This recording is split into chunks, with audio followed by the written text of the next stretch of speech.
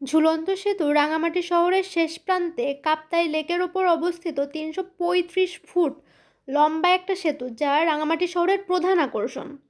আমরা সেদিন চলে গিয়েছিলাম ঝুলন্ত সেতু দেখতে। সাধারণত রাঙামাটিতে গিয়ে এই ঝুলন্ত সেতুটি না দেখে কেউ ফেরত আসেন না।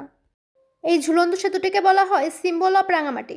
নয়নাভিরাম বহুরঙা এই ঝুলন্ত সেতুটি দুটি বিচ্ছিন্ন পাহাড়ের মধ্যে গড়ে দিয়েছে হৃদ্যিক সম্পর্ক। সেতুটি পারাপারের সময় সৃষ্ট কাঁপুনি আপনাকে এনে দেবে একটা ভিন্ন মাত্রা। আমরা তো রীতিমতো ভয়ই পেয়ে গিয়েছিলাম। মনে হচ্ছিল যে এই বুঝি পড়ে গেলাম। এখানে দাঁড়িয়েই কাপ্তাই হ্রদের মনোরম দৃশ্য আপনি অবলোকন করতে পারবেন, কিন্তু আমরা তার সুযোগ পাইনি, কারণ আমাদের প্রচণ্ড ভয় লাগছিল। তাই আমরা চেষ্টা করছিলাম যতটা দ্রুত সম্ভব পার হতে। শীত মৌসুমি হলো ঝুলন্ত ব্রিজ দেখার শ্রেষ্ঠ সময়, কারণ আপনি যদি বর্ষাকালে যান তাহলে ব্রিজটা অনেক সময় পানির নিচে ডুবে যায়।